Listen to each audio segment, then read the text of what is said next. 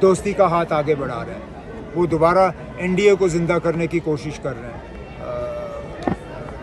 आंध्र प्रदेश में कहीं चंद्रबाबू नायडू से बात हो रही है, पंजाब में कोशिश की जा रही है कि अकालियों को वापस लाया जाए, महाराष्ट्र में शिवसेना के साथ बात। तो जहाँ तक मुझे लगता है बीजेपी का कोर एजेंडा छोड़ दीजिए, ग्राउंड जो बीजेपी कहती है उनके हक में है। हकीकत है कि 2024 उनके लिए इतना आसान नहीं है जितना वो शायद आपके ज़रिए लोगों तक ये खबर पहुंचाने की कोशिश कर रहा है। यूसीसी में जो अभी तक तो कोई ड्राफ्ट आया नहीं है, लेकिन जिस तरीके की बातें आ रही हैं कि क्रिश्चियन दलित वगैरह को इससे बाहर रखा जाए, मैं बातों पर नहीं जाऊंगा। इतना ज़रूर है, अगर यूसीसी है तो फिर वो सबके लिए है। Uniform civil code, uniform means uniform for everybody.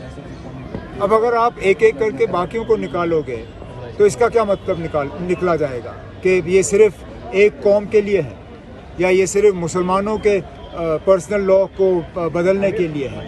अगर यूनिफॉर्म है तो सब पे लागू होना चाहिए। अगर आप इसमें किसी को भी एग्जेम्पशन देने का काम करोगे, चाहे वो क्रिश्चियन हो, दलित हो, ट्राइबल हो, सिख हो, तो जाहिर सी बात है कि मुसलमान भी एग्जेम्पशन न सिर्फ मांगेंगे बल्कि एग्जेम्पशन फिर हासिल भी करेंगे। सेंटर के एफिडेविट के बारे में क्या बोलेंगे? जो कुछ नहीं ना, सेंट्रल के एफिडेविट के बारे में सुप्रीम कोर्ट में जवाब होगा। हमने सुनवाई की डेट नहीं रखी, वो चीफ जस्टिस साहब ने वो ये डेट मुकर्रर किया। शायद इसी में कोई अच्छी बात है। यहाँ पे हमारा एक छोटा सा फंक्शन हो रहा है, वहाँ पे 370 के मामले में सुनवाई शुरू हो गई है और उम्मीद करते हैं कि जल्द से जल्द मामले को जो है इसकी सुनवाई ख़त्म हो और इस पे सुप्रीम कोर्ट का जो फैसला है वो हमारे सामने आ जाए। अपोजिशन यूनिटी की बात हो रही है, 17 को एक और बैठक फिर हो रही है। नेशनल कॉन्फ्रेंस पिछली बैठक में शामिल हुई थी, क्या इस बार भी जाने का इरादा है या फिर? इरादा तो है, इरादा है, लेकिन पहली बैठक के बाद ही महाराष्ट्र में एनसीपी टूट गई। क्या आपको लगता है कि जितना अपोजिशन एकजुट होने की कोशिश कर रही है, पार्टियां टूट रही हैं? अब एक पार्टी टूटी और ये पहली बार नहीं हुआ है, इससे पहले भी पार्टियां टूट चुकी हैं। कांग्रेस को मध्य प्रदेश में तोड़ा गया, क्या उससे पहले किसी ऑपोजिशन मीटिंग की ज़रूरत थी? ये सिलसिला चलता आया है, आगे भी चलता रहेगा। लेकिन मुझसे अगर आप पूछें तो पॉलिटिकली मुझे नहीं लगता है कि पार्टी टूटने के बाद शरद पवार साहब कमज़ोर हो गए हैं।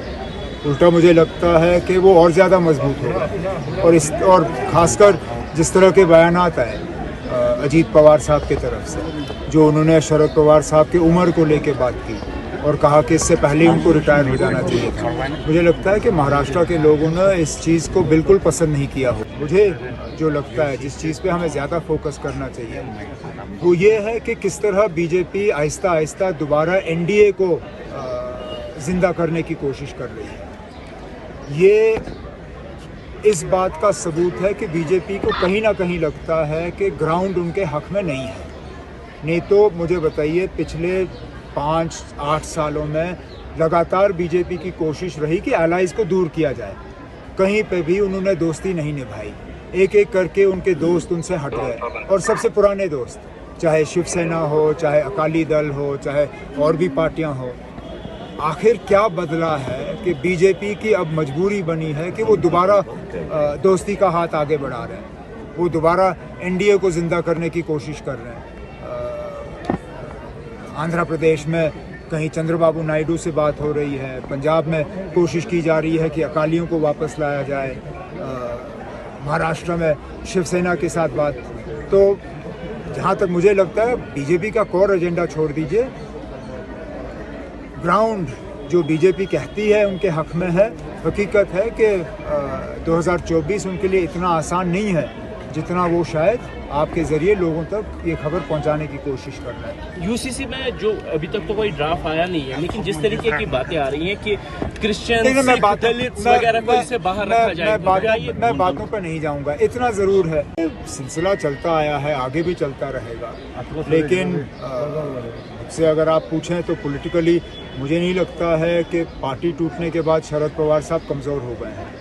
उल्टा मुझे लगता है कि वो और ज़्यादा मजबूत होगा। और ख़ासकर जिस तरह के बयानात आए अजीत पवार साहब की तरफ से, जो उन्होंने शरद पवार साहब की उम्र को लेके बात की और कहा कि इससे पहले ही उनको रिटायर हो जाना चाहिए था। मुझे लगता है कि महाराष्ट्र के लोगों ने इस चीज़ को बिल्कुल पसंद नहीं किया होगा और नतीजे आपके सामने आएंगे जब लोगों को वोट देने का मौका मिलेगा।